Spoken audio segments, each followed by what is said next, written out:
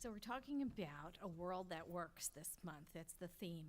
And last week we talked about a power greater than we are. And we talked about that as God. God, really, is the power that is greater than we are. It is. That's all there is. Just God. It's that simple. And so here we are in a church talking about God. What a coincidence, right? No, it's principle. God is principle. So let's talk about that. It is limitless in its scope and nature. It is immanent yet transcendent, which means it is outside of space and time and yet closer to us than our breath or our heartbeat. And this principle that we call spirit or God or Buddha, Christ, mind, whatever you'd like to call it, Bob, whatever works. This principle has several aspects to it. It does different things, and yet it remains that in undifferentiated energy. So spirit as universal mind is the thinker. It is the mind that we think with. It is the mind that we think into. It is the mind that we think through. And it is the life energy that we draw from. Another aspect of this is subjective mind. Now, subjective mind is that aspect of the divine that is referred to as the law. When we talk about the law being just the doer, that's what we're referring to. We're referring to this subjective mind. It is an aspect of divine mind that is subject to what is placed in it. It responds to our thought without question, without withholding, without judging. It simply goes to work out picturing the predominant thought, the predominant energy and vibration that we surround ourselves with. This is why we call it subjective mind. This is why we call that aspect of spirit subjective mind, because it is subject to our thought. And Ernest Holmes said it way better than I could. He said it like this. He said, "As we gain broader viewpoint, we shall see that life must contain two fundamental characteristics. We shall see that there is an infinite spirit operating through an infinite and immutable law.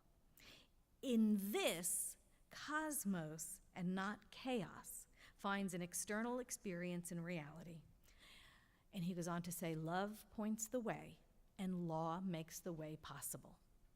And those are the aspects that we use. That is the energy with which we outpicture our lives also. It is through these two aspects of universal mind that we co-create our experience through life, just like spirit created everything in life. As spirit thinks, it is made manifest. As we think, it is made manifest. It's that simple. And sometimes it's not that easy. Sometimes it's not that easy. Again, going back to Ernest Holmes, he said, it can pass into expression as us, through us, only as we become conscious of it. Therefore, we should have faith in it and in its desires and in its ability to do for us all that we should ever need to be done. Since it must pass through our consciousness to operate for us, we must be conscious that it is doing so. The fact is, we've been doing it all our lives. We've been out picturing our predominant beliefs all our lives. We just haven't been doing it consciously. You know those stuff happens moments, right? Where you just think stuff happens. Well, it happens because you've been surrounding yourselves with that predominant thought. So what Ernest Holmes is saying is that this is a thing of faith. This is a thing of faith. And that as we build our faith, we become more and more convinced through experience that this works. And that's why he said to practice with it, experiment with it, try it, prove these principles in your own life, prove that they work. And then we go beyond faith. I mean, I love faith. Faith is great, but isn't faith really baby steps? Faith is kind of belief without proof. You know, it's kind of like when you were told that this place existed, right? 6154 Mission Gorge Road. Well, where the hell is it, right? Well, you couldn't find it. You put it in your little GPS, you get yourself here, you look around at all the buildings, and you finally find this space. And now you know how to get here. Next week on your way back, you don't need faith to get you back here. Because why? Because you have wisdom. You have knowledge, your GPS, your directions, your, Thomas Brothers map if you're old like me. You have experience because you've driven here before. You're not really relying on faith at that point. You've got wisdom, you've got knowledge.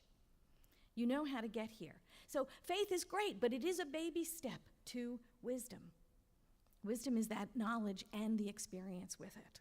So we have to have faith in the beginning. We have to have faith that this works. We have to have faith that these principles work. And then as we work them, we prove them in our lives. We prove that they are principles that work all the time for everyone in every occasion unfailingly. Love points the way, law makes the way possible. We are kind of enrolled in a mind training. That's really what it is. Ernest Holmes said, trained thought is much more powerful than untrained thought. So you've been using these principles your whole life. Now you're using them purposefully. Now you're using them consciously. Now we are co-creating the life we desire instead of just stuff happens. Susan Jones wrote this. She said, if you are feeling done in and frustrated by your circumstances, ask yourself if there is a mismatch between the reality of your situation and what you expected. If there is, you have inadvertently set yourself up for frustration, disappointment, and even anger. And we all know those times, right? Haven't you had those times? We're intending, we're praying, we're affirming oranges, and we're getting apples.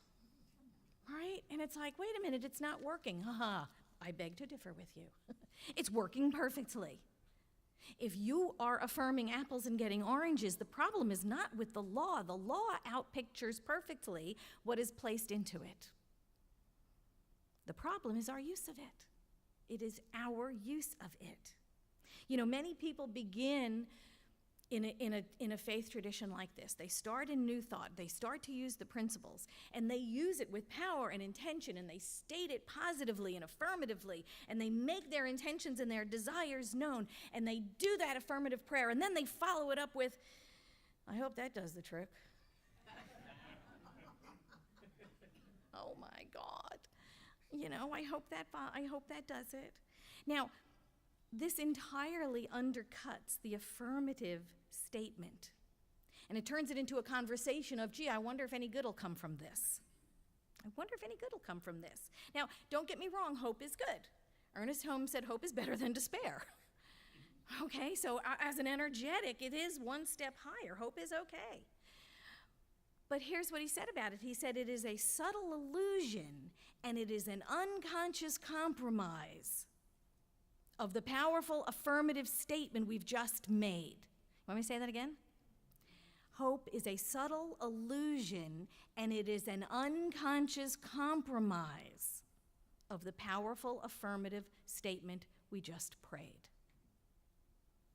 So it's almost negating the good we have already demanded and sown into the law to create. So when doubt creeps in, when that feeling of hope creeps in, or hopelessness or wonder, we have to stare that doubt right in the face and call it out for what it is.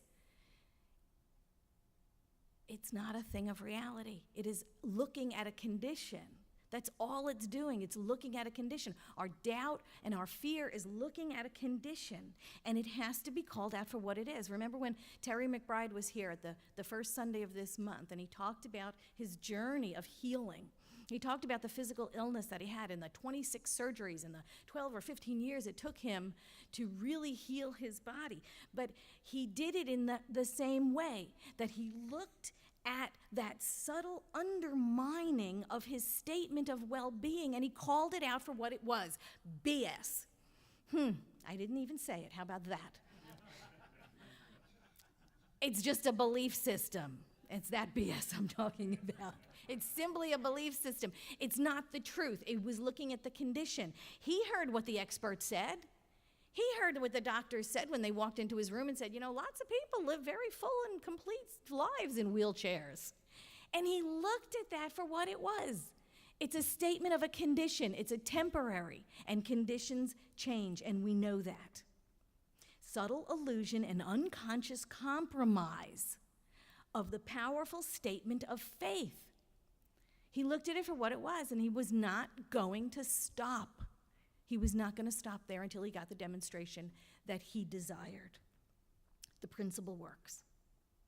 The love points the way, and the law makes the way happen, and that's the way it responds to us. But we need to be really, really clear about what we desire. The principle works. It outpictures what is placed into it with power and with conviction. So we have to be really, really careful about what we say. And I don't mean be afraid of your thoughts. Random thoughts occur. That's not what I'm talking about. I'm talking about what is the energy that you resonate in? What is your default thought? Where do you go most of the time? What do you say after you say, I am? Because I am is the most powerful statement in the universe. Spirit thought the entire manifest world into being by saying, I am. I am is the creative force of the universe. So when you say, I am, what are you declaring for yourself? What are we saying when we say, I am? I am broke. Oh, there's a good one. And the universe says, yes. I am lonely. Yes. That's what the universe says back.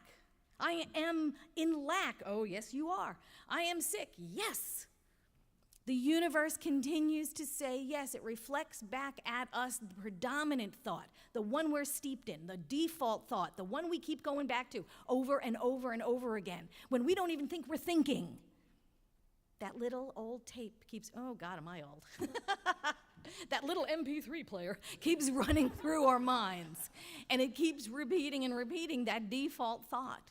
And that's the one we keep outpicturing on an unconscious level.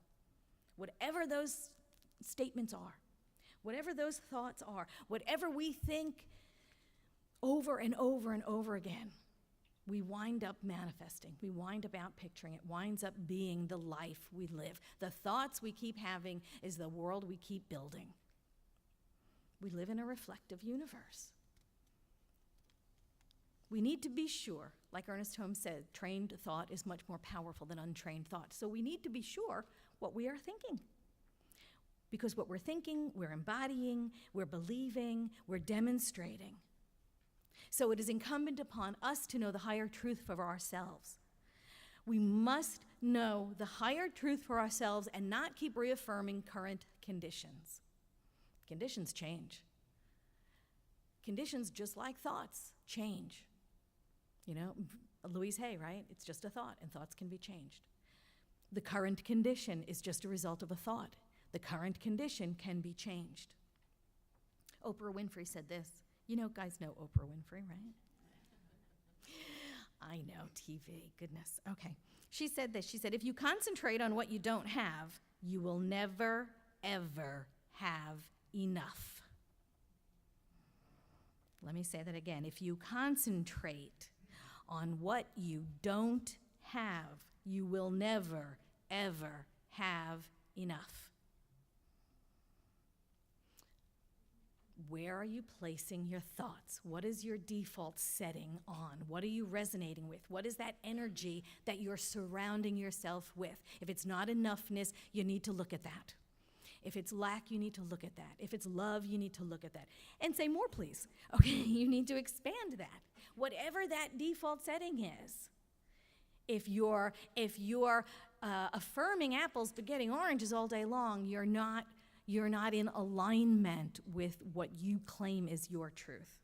You know, my children were raised in this teaching, which was great, because they didn't come from a faith tradition that they had to get over, like some of us have, you know. They didn't come from a faith tradition that they had to work through. They were raised in New Thought. They were raised with this teaching. They outpicture like crazy. I have just never seen people manifest like immediately like my kids do. It's just wonderful. You know, and my daughter is going to graduate school right now, and she needed to be placed, she's getting her teaching credentials and her master's in literature, and she needed to be placed in an English class as a student teacher. And she was the first term she was placed in a junior high, and she said, you know, I really wanted high school. And I said, well, you know, what are you going to do? You know, it's like, well, it's happy. She goes, no, I think I really do want high school. And bottom line is this term she's in high school. Now, the thing is, she just said, that's for me. That's for me. And when her assignment ended this term, she said, no, this is what I want instead.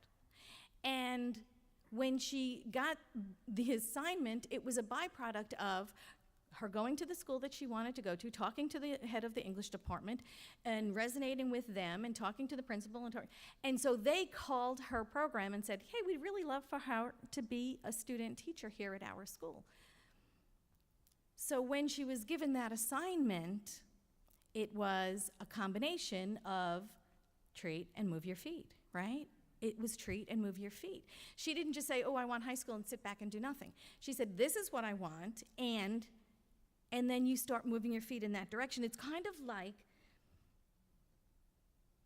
an artist who wants to paint a beautiful picture and surrounds himself with the paints and the brushes and the palettes and the knives and the canvas, and just sits there and says, I want to paint a great picture. No, it takes us. It takes us. You sit there, nothing is going to happen. We can sit and pray, and we can sit and meditate, but it needs the co-creation. It needs the energy of us. Spirit cannot do for us what it cannot do through us. This is how it responds. This is how it responds. It is about knowing the truth for ourselves. What is the truth for ourselves? What are we? Who are we? It is knowing the truth for ourselves, and then it's acting as if, and aligning ourselves with that truth and allowing it to outpicture for us. What do we want? Peace, love, joy. What? Power, unity, wisdom. What do we want? When do we want it? I sound like protest march. What is it we want, and when do we want it? Now. I want it. What do I want? Peace of mind. When do I want it? Now. What do I want? Love. When do I want it? Now. Everything happens now. The law can only work for us as it works through us. We are the place where Spirit shows up in form. So the question is, what do you want, and what are you willing to do for it? We have to know the truth for ourselves. We have to know the truth for ourselves. We have to know who we are. We have to know who we are. In this, this was taken from Practices Aligning with a Higher Purpose. It says, there is an unimaginable liberation that begins to dawn when we finally give up the need to have more, to know more, to see more, and to turn all of our attention into living in alignment with the deepest truth we've already seen, the deepest experiences and insights we've already had. Ask yourself, am I living up to the deepest truths I know? Are you? Are you? Are you living up to the deepest truth you know about yourself? Are we living up to the greatest idea Spirit has for our lives? Do we even know what that is? Do we even know what that is? I have to be intimately acquainted with my own life, with my loves, with my ambitions, with my desires, in order to affirm those in my life. I know that we don't make things happen. I know as humans, we don't make things happen. We make them welcome. We resonate to the truth of our being, whatever that is, at whatever moment of time that is, and we make that welcome in our lives.